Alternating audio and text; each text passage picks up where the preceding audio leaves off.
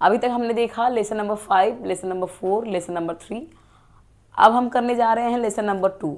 कई सारे बच्चे बोल रहे थे कि मैम इस चैप्टर से थोड़ा कम समझ में आया है, तो इसके ऊपर जो है वीडियो बनाते हैं।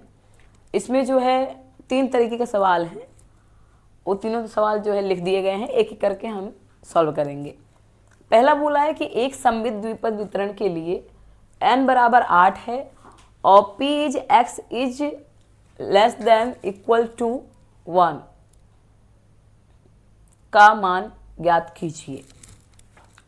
अब देखिए यहाँ पर जहाँ भी सममित द्विपद वितरण आता है तो मेरे साथ आप लोग भी लिख लो कि यदि सवाल में सममित द्विपद वितरण आता है, यदि सवाल में सममित द्विपद वितरण आता है तो q बराबर 1/2 और p बराबर भी 1/2 होता है। ठीक, इतना लिख लीजिए।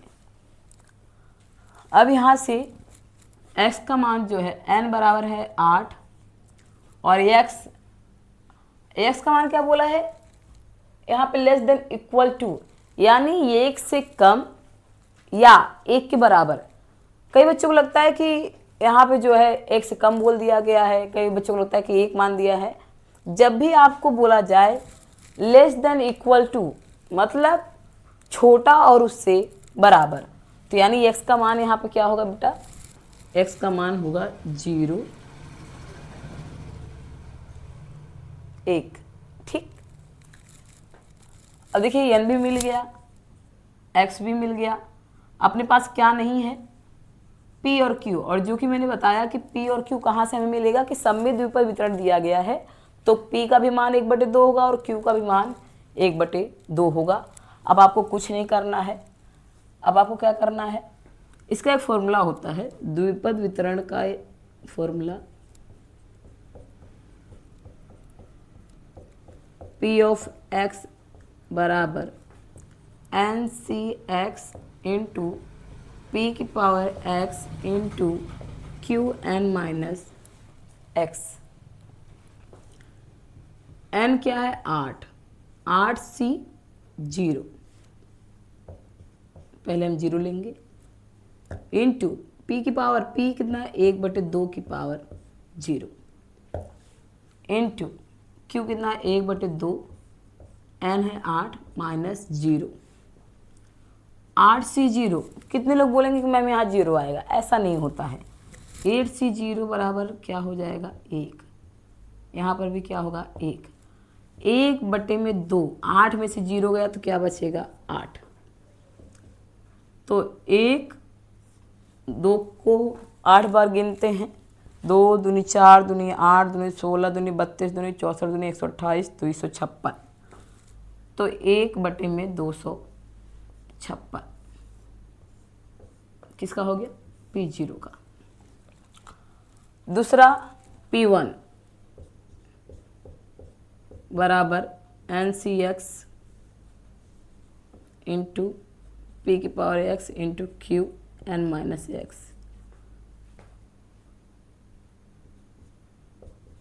1 रखेंगे, an है आपका 8c1x 1/2, 1/2, 8 में से 1 गया तो 7, 8c1 आपका 8 होगा, 1/2 की पावर 1 आपका 1/2 ही होगा। यहाँ पर 1/2 की पावर क्या कर दी है 7, तो यहाँ पे 8 इंटू 1/2 और इंटू 1/128, तो ये हो जाएगा आपका 8/256। अब आपको इसके बाद क्या करना है, ज़्यादा कुछ नहीं करना है, p0 और p1 को जोड़ देना है। तो यहाँ पे कर लेते हैं p0 प्लस p1 1/256 प्लस 8/256, तो आपका आंसर क्या आ जाएगा 9/256। ये आपका सवाल यहाँ पर कंप्लीट होता है।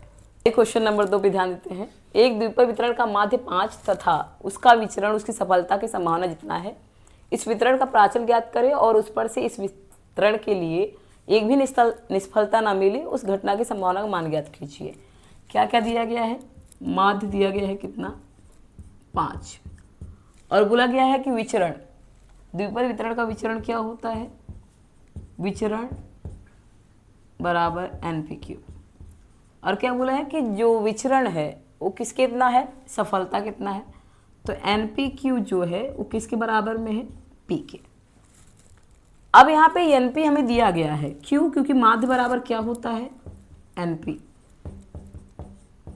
तो NP हमें दिया गया है कितना? 5, तो 5Q बराबर P। अब हम इसको ऐसे भी लिख सकते हैं कि ये 5Q है तो P को लिख सकते हैं 1 - Q। अब AQ इस साइड जाएगा तो क्या हो जाएगा? Plus 5Q + Q = 1। ये हो जाएगा 6Q बराबर 1 और Q बराबर क्या हो जाएगा? 1/6। और आपको मालूम है कि अगर Q 1/6 है तो P बराबर क्या हो जाएगा? 1 - Q। 1 - 1/6, आपका आंसर क्या हो जाएगा? 5/6। कुछ बच्चे कहेंगे मैम कैसे आ गया? तो यहाँ पे कुछ नहीं है, त्रिय गुणाकार कर दो, 6 × 6, 6 में से 1 जाएगा तो क्या आ जाएगा? 5/6। द्विपद वितरण के प्राचल क्या क्या है? N है और P में मिल गया है। N कैसे करोगे? तो माध्य क्या है आपका? माध्य बराबर क्या? 5। तो NP बराबर क्या? 5। P क्या दिया गया है? 5/6 बराबर 5। गुणा करेंगे तो 5N बराबर 30, तो N बराबर क्या हो जाएगा? 30/5। 5 × 6 = 30। यहाँ पर ये सवाल आपका कंप्लीट होता है। नेक्स्ट क्वेश्चन, एक सवाल 6 विद्यार्थियों को हल करने के लिए दिया जाता है। किसी भी विद्यार्थी द्वारा सवाल का हल सही लाए उसकी संभावना 0.6 है। विद्यार्थी स्वतंत्र रूप से सवाल हल करने का प्रयत्न करे तो 6 में से मात्र 2 विद्यार्थियों द्वारा सही हल मिले उस घटना की संभावना का मान ज्ञात कीजिए।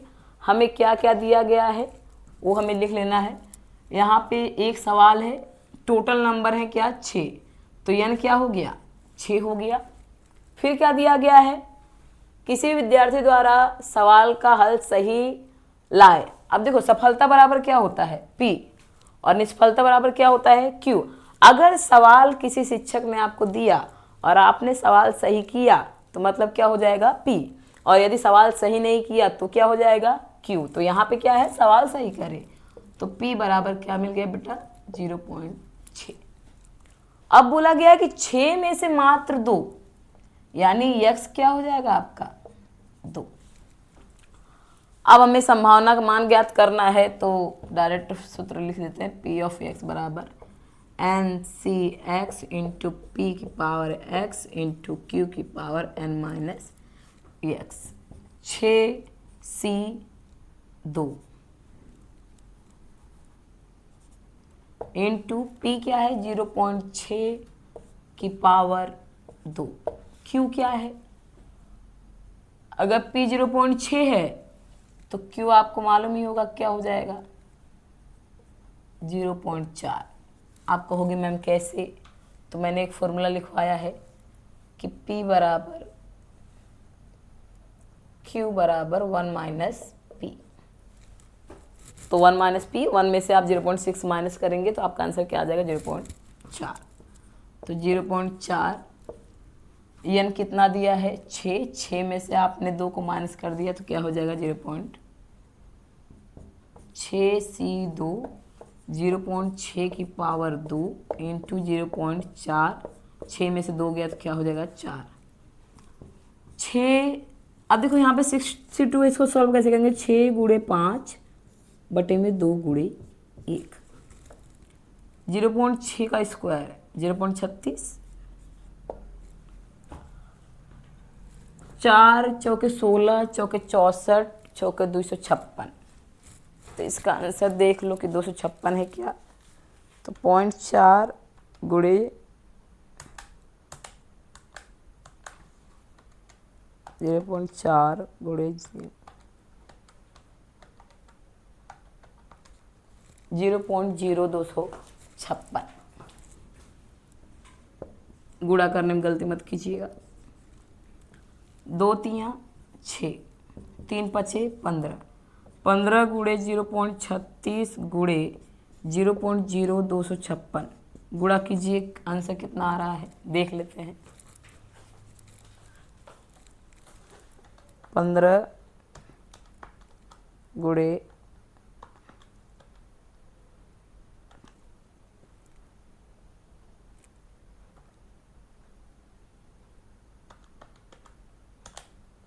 0.13824, 0.13824।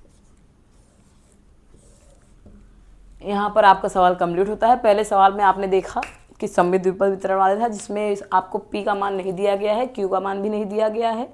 तो हमें क्या लेना है, वहाँ पे P बराबर 1/2 और Q बराबर 1/2। दूसरे में आपने देखा कि जो विचरण है वो सफलता की जितना है, तो सफलता क्या होती है P, तो निष्फलता क्या हो जाएगा Q। और सफलता बराबर होता है भाई कि सफलता अगर P है, Q निकालना है तो 1 - Q कर देंगे, Q निकालना है तो 1 - P कर देंगे, P निकालना है तो 1 - Q और Q निकालना है तो 1 - P। और तीसरे सवाल में आपको सीधा सीधा बैठा बैठा दिया गया था कि n आपको 6 दिया गया है। n क्या होता है, टोटल नंबर आपका क्या हो जाएगा 6, और टोटल नंबर को ही क्या बोलते हैं n, यानी टोटल विद्यार्थी हैं 6, 6 में से केवल और केवल 2 विद्यार्थी सवाल सही कर रहे हैं, यानी x क्या हो जाएगा 2, और सवाल सही कर रहे हैं इसलिए P क्या हो जाएगा आपका 0. P जो है आपका 0.6। अगर P 0.6 है तो Q क्या हो जाएगा 0.4। तो फिर आपको ये सूत्र याद होना चाहिए कि P ऑफ x बराबर NCx इंटू P की पावर x इंटू Q की पावर n - x। अगर ये फॉर्मूला आपको याद है, वैल्यू आपको दिया गया है, तो आप इजीली सवाल सॉल्व कर सकते हैं। धन्यवाद, आज के लिए इतना ही। यदि आपको पसंद आया हो तो लाइक कीजिए, सब्सक्राइब कीजिए और ज़्यादा से ज़्यादा जिन बच्चों को ज़रूरत है उन्हें शेयर कीजिए।